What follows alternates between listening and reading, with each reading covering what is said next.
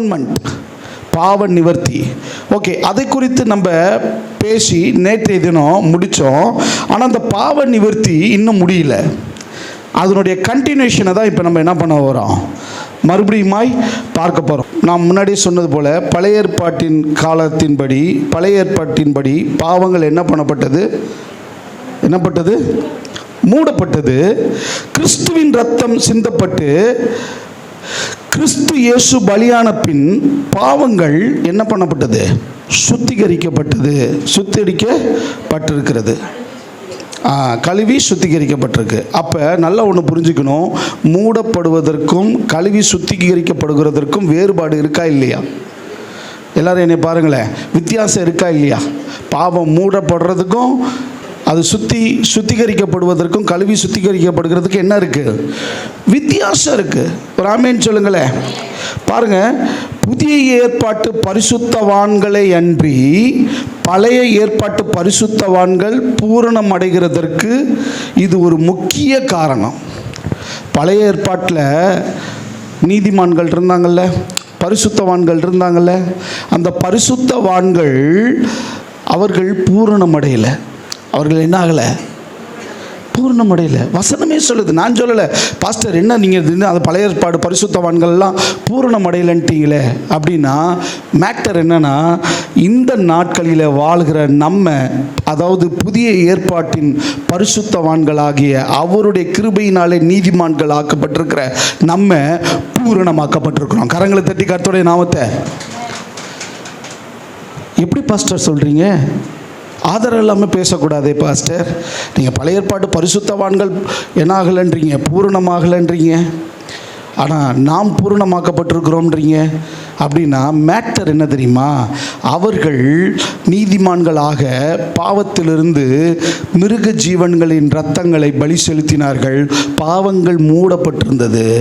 Matter என்னன்னா, எனக்காக, இந்த புதிய உடன்படிக்கையின் பங்காளராக இருக்கிற எனக்காக கிறிஸ்து இயேசு அவருடைய சொந்த இரத்தத்தை சிந்தினபடியினாலே நான் பாவங்கள் கழுவப்பட்டு சுத்திகரிக்கப்பட்டு பரிசுத்தமாக்கப்பட்டிருக்கிறேன்.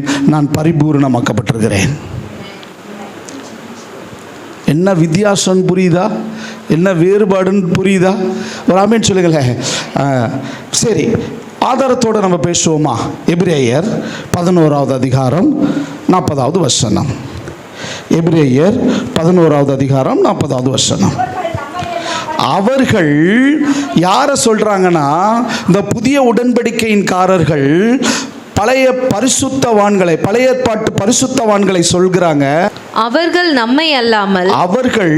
நம்மை அல்லாமல் கிறிஸ்து இயேசுவினுடைய இரத்தத்தினாலே கழுவப்பட்டவர்கள், சுத்திகரிக்கப்பட்டவர்கள் சொல்லுகிற காரியம் என்னன்னா, அவர்கள் நம்மை அல்லாமல் பூரணராகாதபடிக்கு விசேஷித்த நன்மையானதொன்றை தேவன் நமக்கென்று முன்னதாக நியமித்தார். பழைய ஏற்பாட்டு பரிசுத்தவான்களுக்கு முன்னாடியே கிறிஸ்து இயேசுவினுடைய இரத்தத்தினால கழுவப்பட்டவர்களை அவர்களுக்கு முன்னதாகவே நியமிச்சிட்டாராம்.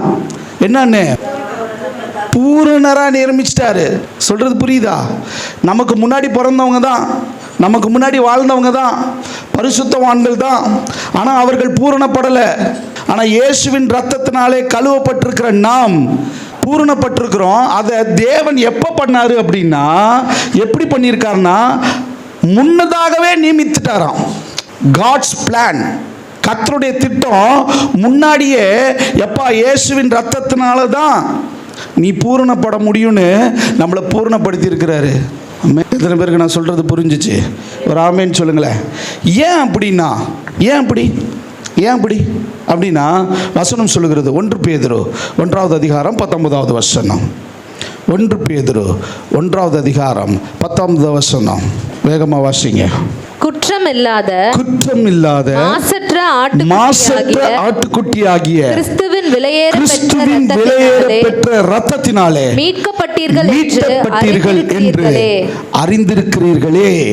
நல்லா புரிஞ்சுக்கோங்க. ஏன் அப்படின்னா, அவர்கள் மிருக ஜீவன்களின் இரத்தத்தினாலே அவங்கள் பாவம் மூடப்பட்டது. ஆனால் நான் ஏன் பூரண ஆக்கப்பட்டிருக்கிறேன் அப்படின்னா, குற்றமே இல்லாத மாசற்ற ஆட்டுக்குட்டியாகிய கிறிஸ்துவின் விலையேற பெற்ற இரத்தத்தினாலே மீட்கப்பட்டீர்கள் என்று அறிந்திருக்கிறீர்களே. இந்த விலையேறப்பெற்ற இரத்தம் அப்படின்னா வேற என்ன ரத்தம் இருக்கு? கொஞ்சம் பார்ப்போமா? மனுஷனுடைய பார்வையில், மனித அறிவியலின்படி மனிதனின் உடலில் இருக்கும் தனிமங்கள், வேதிப்பொருள்கள், இந்த பொட்டாசியம், இந்த கால்சியம், பாஸ்பேட் போன்றவைகள் மதிப்பு சில ரூபாய்கள். பணம் கொடுத்து என்ன பண்ணலாம்? வாங்கலாம், மனுஷனுடைய பார்வையில். ஆனால் தேவனுடைய பார்வையில் மனுஷன் விலையேற பெற்றவன். ஏன் விலையேற பெற்ற ரத்தம் சிந்தப்பட்டுச்சு தெரியுமா? ஏன்னா நீங்களும் நானும் விலையேற பெற்றவர்கள். நம்ம யாருன்னு நமக்கு தெரியல, ஆண்டவருக்கு தெரியும். நீங்கள் யாருன்னு உங்களுக்கு தெரியல, தேவனுக்கு தெரியும். மனுஷனுடைய பார்வையில் மனுஷன் அற்பமானவன் தான். ஆனால் தேவனுடைய பார்வையில் ஏன் விலையேறப்பட்ட ரத்தம் சிந்தப்பட்டதுன்னா, நீங்கள் விலையேறப்பட்டவர்கள். நீங்கள் ஏன் விலையேறப்பட்டவர்கள் அப்படின்னா, தேவன் தம்முடைய சாயலாய் மனிதனை உண்டாக்கினார். அவருடைய சாயல் நீங்கம்மா, அவருடைய சாயல் நம்ம. அவருடைய சாயலாக இருக்கிற நாம் விலையேறப்பட்டவர்கள் அல்லவா? அப்போ அந்த விலையேறப்பெற்ற ரத்தம் சிந்தப்பட்டபடியினாலே நம்மளுடைய பாவங்கள் கழுவப்பட்டு சுத்திகரிக்கப்பட்டது. ஆமென், அல்லேலூயா. பாருங்க, அது மாத்திரமல்ல, கொஞ்சம் யோசிச்சு பாருங்க. தேவனுடைய சாயலாக நம்ம படைக்கப்பட்டிருக்கிறோம், விசேஷித்தவர்கள். தேவன் தமது சொந்த குமாரனையே பலியாய், யோவான் 14:16 வாசிக்க முடியும். யோவான் 14:16 எடுத்து வாசிங்களேன். யோவான் 14வது அதிகாரம் 16வது வசனம். நான் பிதாவை வேண்டிக் கொள்வேன், அப்பொழுது என்றென்றைக்கும் உங்களுடனே கூட இருக்கும்படிக்கு சத்திய ஆவியாகிய வேறொரு தேற்றரவாளனை அவர் உங்களுக்கு தந்தருளுவார். ஆமென். பாருங்க, நீங்க ஏன் விலையேறப்பட்டவர்கள் அப்படின்னா, அவருடைய சாயலாய் உண்டாக்கப்பட்டிருக்கிறீங்க. அது மாத்திரமல்ல, வசனம் சொல்லுகிறது, பரிசுத்த ஆவியானவர் வந்து தங்கும் ஆலயமாகிய சரீரம் நீங்க தான். அப்போ சொல்லுங்க, நீங்கள் வெளியேற பெற்றவர்களா இல்லையா? நீங்கள் மதிப்பை பெற்றவர்களா இல்லையா? மதிக்கத்தக்கவர்களா இல்லையா? அவர் ஆமேன் சொல்லுங்களேன், ஒரு அலையிலேயே சொல்லுங்களேன். ஆமேன். பாருங்க, அவர் நமக்காக கிறிஸ்து தமது ரத்தத்தை சிந்தி மறிக்கும் அளவுக்கு நம்ம யார் தெரியுமா? நம்ம யாரு? விசேஷித்தவர்கள், நாம் விலையேற பெற்றவர்கள். ஆமேன். கிறிஸ்து பல பாடுகளை சகித்து, காயங்களை ஏற்று, ரத்தம் சிந்தி, ஆத்மா மரணத்தில் ஊற்றி ஆவியை விடும் அளவிற்கு மனுஷன் யார் தெரியுமா? விசேஷித்தவன், வெளியேற பெற்றவன். ஏன்னா அவன் தேவனுடைய சாயல். தேவன் வந்து வாசம் பண்ணும் வாசஸ்தலம் உங்களுடைய ஆலயம். உங்களுக்குள் அவர் வாசமாயிருக்கிறார். மனுஷனுடைய பார்வைக்கு இது எல்லாத்துக்கும் ஒரு விலை இருக்குது. ஆனால் தேவனுடைய பார்வைக்கு இது விலையேற பெற்றது உங்கள் சரீரம். கரங்களை தட்டி கர்த்தருடைய நாமத்தை. நீங்கள் விலையேறப்பட்டவர்கள், உங்கள் ஆத்மா விலையேறப்பட்டது. அதுக்காக தான் வசனம் சொல்லுகிறது, விலையேற பெற்ற இரத்தத்தினாலே மீட்கப்பட்டீர்கள். இந்த விலையேற பெற்ற ரத்தம் தான் உங்களுக்காக பாவ நிவர்த்தி செய்ய முடியும். அதாவது பாவத்திலேருந்து சுத்திகரிக்க முடியும், பாவத்தை கழுவ முடியும். மற்ற ரத்தம்லாம் மூட தான் முடியும். அதனால தான் பழைய ஏற்பாடு பரிசுத்தவான்களோட மணவாட்டி சபையில் இருக்கிற நீங்களும் நானும் பாக்கியவான்கள். அங்கே நியாயப்பிரமாணத்தை வச்சாரு, இங்கே அவருடைய ரத்தத்தையே கிருபாதார பலியாக வச்சு அவருடைய கிருபையினால் நம்மளை மீட்டெடுத்திருக்கிறாரு. அங்கே அந்த நாட்களில் அவன் பாவத்துக்காக ஆடோ மாடோ பலி செலுத்தப்பட்டுச்சு.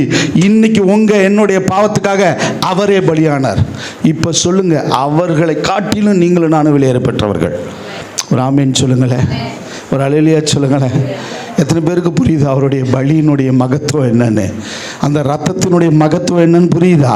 ஒரு ஆமேன் சொல்லுங்களேன், ஒரு அல்லேலூயா சொல்லுங்களேன். பாருங்க, பொதுவாக ஒரு அடிமை இருக்கிறான் என்று சொன்னால், அந்த அடிமையை மீட்கணும் அப்படின்னா நல்லா புரிஞ்சுக்கோங்க, இது பழைய நாட்களில் பழங்காலத்தில் உள்ள முறை. ஆமென். இன்னும் அந்த பக்கம் யூத முறைப்படின்னு பார்க்கும்போதும் இதெல்லாம் அந்த நாட்களில் இருந்ததான காரியம். என்ன அப்படின்னா, ஒரு அடிமை மீட்பது என்று சொன்னால், ஒரு அடிமையை மீட்க அந்த அடிமையினுடைய உரிமையாளராகிய அந்த எஜமானுக்கு ஒரு விலக்கிரயத்தை கொடுக்கணும். என்ன பண்ணணும்? இந்த அடிமைத்தனத்திலிருந்து இவனை மீட்டு எடுப்பதற்கு ஒரு விலக்கிரயத்தை கொடுக்கணும். அப்படி அந்த எஜமானுக்கு கொடுக்கும்போது அந்த எஜமான் என்ன செய்வான் அப்படின்னா, அந்த அடிமையை விடுதலையாக்கி அவனை சுதந்திரவாளியாக மாற்றுவான். அவன் இப்போ யாரு? சுதந்திரவாளி.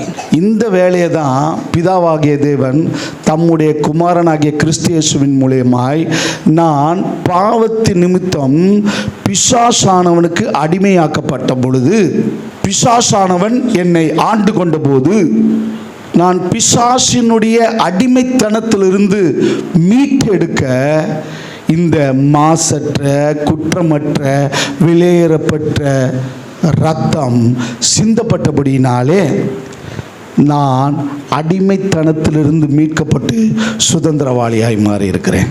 சொல்றது புரிஞ்சுச்சா? பெற்றுக்கொண்ட சுதந்திரத்தை மோசம் போக்காதீர்கள், அற்பமாய் எண்ணாதீர்கள். பெற்றுக்கொண்ட சுதந்திரத்தை நீங்கள் உங்களை விலைக்கிரயமாய் சிந்தி மீட்கவில்லை. உங்களுக்கென்று ஒரு குற்றமற்ற மாசற்ற ஒரு விலையேறப்பட்ட இரத்தம் விலைக்கிரயமாய் கொடுக்கப்பட்டிருக்கிறது. அதன் மூலமாய் நீங்கள் அந்த இரத்தத்திற்கு சுதந்திரவாளியாகவும், ஆமேன், அப்பா பிதாவே என்று அழைக்கிற புத்திர சுவிகாரத்தின் ஆவியையும் பெற்றிருக்கிறீங்க. பெற்ற அந்த அபிஷேகத்தை, பெற்ற அந்த மகிமையை, பெற்ற அந்த கிருபையை மோசம் போக்காதிருங்க. உங்கள் செயலினால, உங்கள் கிரியைகளினால அந்த இரத்தத்தை காலின் கீழ் போட்டு மிதிக்காதீர்கள். வசனம் இருக்கு தெரியுமா? நானே பிரசங்கம் பண்ணியிருக்கேன் தெரியுமா? ஆமென். ஒரு அல்லேலூயா சொல்லுங்களேன். விலை மதிக்க முடியாத இரத்தத்தை சிந்தி தமது ஜீவனையே சிலுவையில் ஊற்றி அதை உங்களுக்கு பெற்றுக் கொடுத்திருக்கிறார். அதற்காக அவர் சிந்தின விலைக்கிரயம் கொஞ்சம் நஞ்சம் இல்லை. நான் ஒரு சாதாரண மனுஷன், ஒரு சூரக்குடியில் பட்டியில் இருக்கிறேன், ஒரு சபையோட பாஸ்டராக இருக்கிறேன். ஒருவேளை ஒரு 10-20 பாஸ்டர் எல்லாம் ஒன்றா சேர்ந்து என்னை இழிவுபடுத்தி அவமானப்படுத்தி என்னை அற்பமாக எண்ணி என்னுடைய அங்கீகாரம் பிடுங்கப்பட்டு நான் அங்கீகாரமற்றவனாய் காணப்படுவேன்னு சொன்னால் என்னால் தாங்கிக்க முடியுமா? ஒரு சாதாரண போதகர், ஒரு சாதாரண மனுஷன். ஆனால் அந்த சர்வ வல்லமையுள்ள தேவனுடைய அங்கீகாரம் பிடுங்கப்படுகிறது, அவமானப்படுத்தப்படுகிறார், காரி உம்மிலப்படுகிறார், சிலுவையில் அறையப்படுகிறார், சரீரங்கள் பிக்கப்படுகிறார், ஈட்டினால் குத்தப்படுகிறார், குற்றப்படுத்தப்படுகிறார். அது முதல்ல எதை வேணாலும் ஒரு மனுஷன் தாங்கிக்குவான். நீங்கள் வாழ்க்கையில் எதை வேணாலும் தாங்கிக்குவாங்க. நம்மளை ஒருத்தவங்க குற்றப்படுத்திட்டு அதை நம்மளால் என்ன பண்ண முடியாது. நம்ம குற்றத்தை யாராவது உண்மையாலுமே என் மேலே தப்பு இருக்குங்க, என் குற்றத்தை சொன்னால் என்னால் என்ன பண்ண முடியாது. இதுதான் மனிதனுடைய சைக்காலஜி. நம்ம சைடு உள்ள நியாயத்தை நிலைநாட்ட தான் என்ன பண்ணுவோம், கூடுமான அளவுக்கு போராடிக்கிட்டு கிடப்போம். ஆனால் வசனம் சொல்லுது, அவர் குற்றமே இல்லாதவர், குற்றமற்ற ரத்தம், மாசற்ற ரத்தம், அந்த வெளியேறப்பட்ட ரத்தத்தை அவர் சிந்திய போது கூட அவர் என்ன பண்ணலை, எவ்வளோ ஒரு நேச அன்பு. நான் சொல்கிறது எத்தனை பேருக்கு புரியுது? ஐயா, நான் தப்பானவன், நான் தப்பு பண்ணேன், என்னை குற்றப்படுத்தினாங்கன்னா அது வேற. அவர் குற்றம் எதுவுமே செய்யாமையே அவர் தம்முடைய ரத்தத்தை சிந்தினார். என்னால் இந்த பூமியில் எனக்கான அங்கீகாரம் பிடுங்கப்படும் போது, ஒரு அவமானம் எனக்கு உண்டாகும்போது அதை என்னால் ஏற்றுக்கொள்ள முடியலையே. அவ்வளோ பெரிய தேவன் அந்த அங்கீகாரத்தை விட்டுட்டு இங்கே வந்தார். அவரை சேவிக்கிற பிள்ளையாகிய நமக்கு எவ்வளோ பொறுப்புணர்வு, எவ்வளோ பொறுமை, எவ்வளோ சகிப்புத்தன்மை இருக்கணும். இல்லைன்னா நான் தேவனுடைய பிள்ளைன்னு சொல்கிறதுக்கு அர்த்தம் இல்லையா? ஆமென். அவருடைய ரத்தம் சிந்தப்பட்டுச்சு. ஆமென் சொல்லுங்களேன். பாருங்கள், ஏன் சிந்தப்பட்டது? ரோமர் 6:23 நம்ம எல்லாருக்கும் நல்லா தெரியும், எடுத்து நேரத்தை வீணடிக்க வேணாம். பாருங்கள், பாவத்தின் சம்பளம் நல்லா சொல்லுங்களேன், பாவத்தின் சம்பளம். சரி, ஏற்கனவே இந்த பூமியில் பிறந்து மரித்தவர்களில் குறிப்பாக பரிசுத்தவான்களுக்கும் இயேசுவின் மரணம் வரை வாழ்ந்த காலத்தில் இருந்தவர்களுக்கும் இயேசுவின் மரணத்துக்கு பின் இன்றளவும் இனிமேலும் வரும் வரையிலும் பிறக்கிற மனிதர்களுக்கும் அவருடைய பாவங்களுக்கு மீட்பு ரட்சிப்பு ஆண்டவராகிய இயேசு கிறிஸ்து சிந்தின ரத்தத்தினால மட்டும்தான். கரங்களை தட்டி கர்த்தருடைய நாமத்தை சொன்னது எத்தனை பேருக்கு புரிஞ்சிச்சு? அப்பா, இயேசு பிறக்கிறதுக்கு முன்னாடி வாழ்ந்த பரிசுத்தவான்களாக இருக்கலாம், இயேசுவின் மரண நாட்களில் வாழ்ந்த ஜனங்களாக இருக்கலாம், அதுக்கப்புறம் பிறந்தவர்களாக இருக்கட்டும், இல்லை இன்றளவும் ஏன் இன்னமேட்டுக்கு பறக்க போகிறவங்களா இருக்கலாம். இயேசு கிறிஸ்துவனுடைய ஒரே ரத்தம் தான் பாவத்திற்கான பாவ நிவர்த்தி. ஆமென். வேதம் சொல்லுகிற வார்த்தை எனக்கு மிகவும் பலத்தை கொடுக்கிற வார்த்தையாக இருக்கிறது. என்ன தெரியுமா? 1 யோவான் 1வது அதிகாரம் 7வது வசனம். 1 யோவான் 1வது அதிகாரம் 7வது வசனம். அவருடைய குமாரனாகிய இயேசு கிறிஸ்துவின் ரத்தம் சகல பாவங்களையும் நீக்கி நம்மை சுத்திகரிக்கும். ஆமென். அல்லேலூயா. நல்லா புரிஞ்சுக்கோங்க. அவர் பாவமுடையவராய் இருந்தார்னா அவருடைய பாவம் மட்டும்தான் என்ன பண்ணப்பட்டிருக்கும்? ரத்தம் சிந்தப்படினாலே மன்னிக்கப்பட்டிருக்கோம். நல்லா புரிஞ்சுக்கோங்க. அவர் குற்றமற்றவர், அவர் மாசற்றவர், அவர் விலையேற பெற்றவர். அந்த குற்றமற்ற ரத்தம் சிந்தப்பட்டபடினால தான் சகல ஜனங்களுடைய பாவங்களையும் நீக்கி சுத்திகரிக்க முடிஞ்சிச்சு. கரங்களை தட்டி கர்த்தருடைய நாமத்தை ஆமென் ஒரு அல்லேலூயா சொல்லுங்களேன். நல்ல உற்சாகமாக ஒரு அல்லேலூயா சொல்லுங்களேன். நல்ல தேவநாம மகிமைக்காக ஒரு அல்லேலூயா சொல்லலாமா? அல்லேலூயா. ஆமென். அவர் அவ்வளோ நல்ல தேவன். ஆமென். அல்லேலூயா. மனிதனால் இதற்கு ஈடான மதிப்பை கொடுத்து நம்மளை பாவத்திலிருந்து மீட்க முடியாது. ஏன்? மனுஷன் பாவத்தில் கற்பம் தரிக்கிறான். வேற எந்த மனுஷனுடைய ரத்தமும் எல்லா மனிதர்களுடைய பாவத்தையும் நிவர்த்தி செய்ய சுத்திகரிக்க முடியவே முடியாது. ஆமென். ஒரு அல்லேலூயா சொல்லுங்களேன். இயேசுவின் ரத்தம் தான், அந்த விசேஷித்த ரத்தம் தான் வெள்ளியை பார்க்கிலும் பொன்னை காட்டிலும் மிகவும் விலையேறப்பட்டது.